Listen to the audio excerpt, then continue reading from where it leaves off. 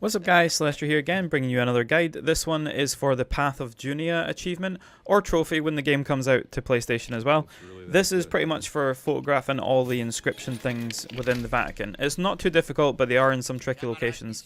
So I'm going to walk you through how this works.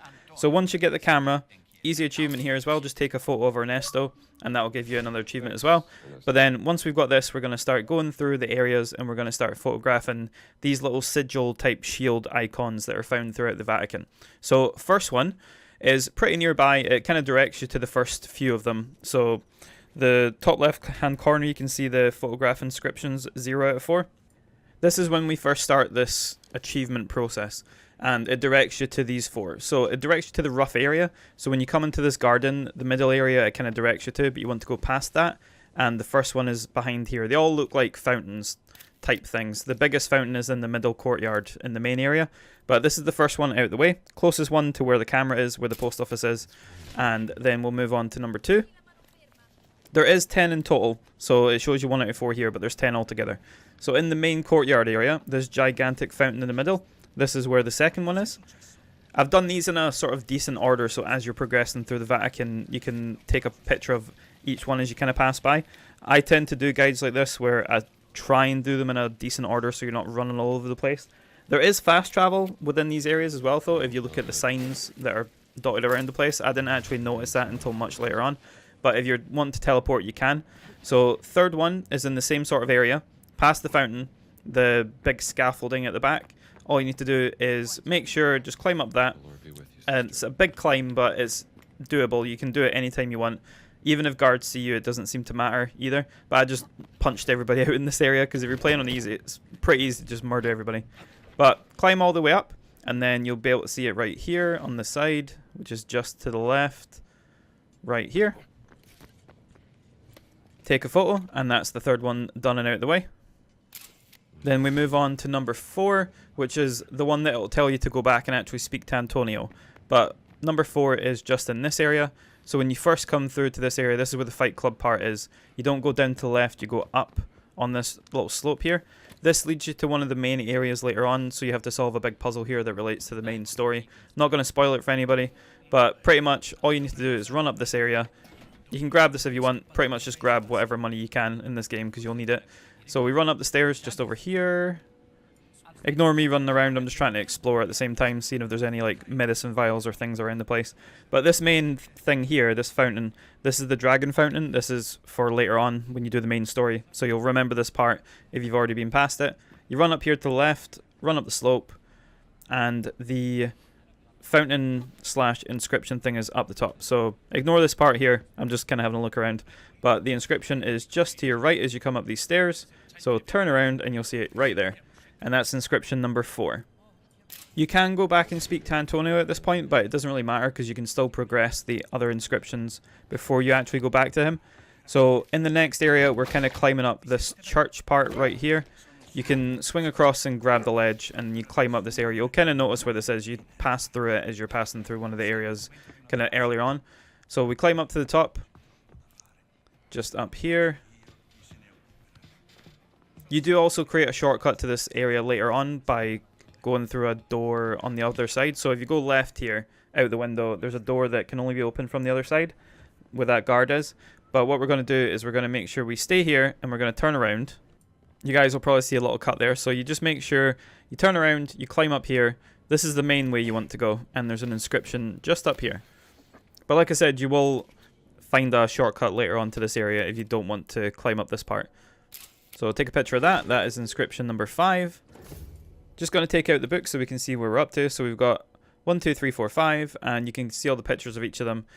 Obviously, you can do these in a different order, but like I said, I tried to do these in the order I kind of came across them in, but also in like a specific way too.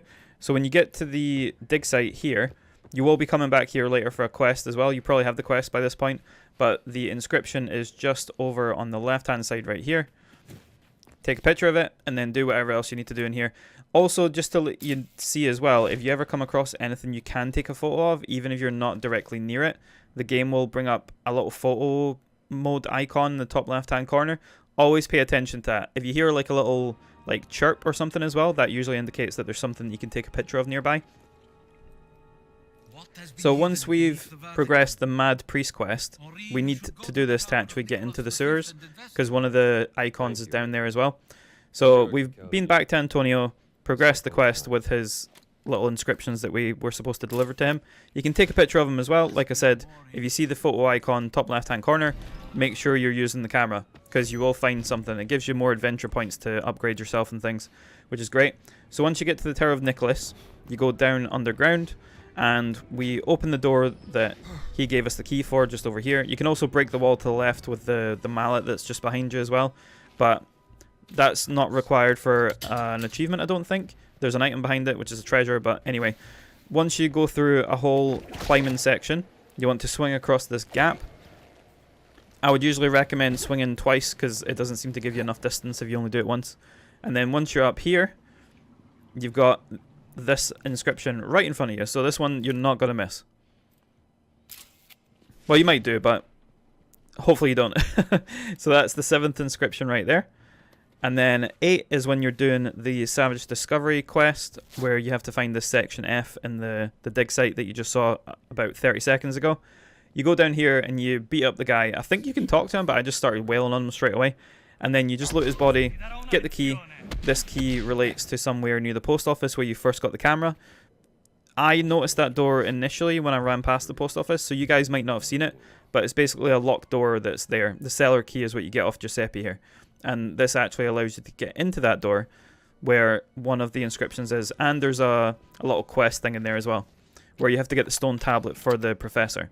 So this quest is also in here too, but to progress it, you need to continue this quest, and then you will get the inscription right here.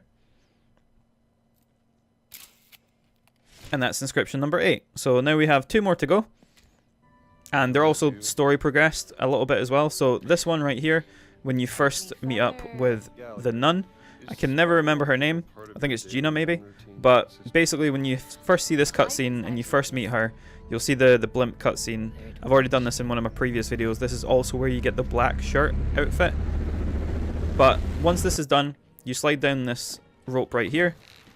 The guards down below you, just beat the crap out of them. And then you get the black shirt outfit down here, as well as the inscription right on here on the wall. And the last one is also hidden behind like a story progression thing as well. So don't worry if you haven't got this far yet. Just continue with the story and you'll get to the point where you can do this. Then for 10, since we have the black shirt outfit, we can actually go through this area without being attacked. So just make sure you have that equipped. And then you go up to the guards. This is literally just right outside the library. And the quest you can see in the top left, you have to follow Gina into the museum. This isn't actually open unless you're doing this quest. So make sure you're on this part of the quest. Go in here, kind of follow the marker. I'll just get my camera out just in case. But like I said, if you're looking at the top left and there's no camera icon, don't bother because it's pointless. So we go through this area. This leads through into like a garden type place. And the inscription will be kind of left hand side as you go in. So just up those stairs, you can see it. You might be able to see it from here, but basically go up the steps to the left. This will be inscription number 10. And once you've got this inscription, you can keep a hold of this for later, or you can go straight back to Antonio as soon as you've done it. I think I went straight back just so I could get the achievement out of the way and make sure I didn't go to another area and then have to come all the way back. But basically, you go back to Antonio and you put the items on the board, and as soon as you do that, the achievement unlocks. And there you go. Easy as that. Secret of the Giants completed and Path of Junia achievement unlocked. Hopefully this guide has been helpful, guys. Took me a few minutes to throw it together, but hopefully the order I've laid it out and the fact I actually talk over these videos and give like a brief description helps. I tend to do that with my guides. I don't just do silent guides like some people and put like notes on the screen. I prefer to do it this way, and it seems like it does help a few people. So if it does, leave a comment. Let me know how you're enjoying the game. Hopefully the guide has helped. If it has, let me know that as well. Let me know if you would like anything changed or anything like that. And I will see you guys in the next one. Thank you so much for watching. Have a great day. Bye-bye.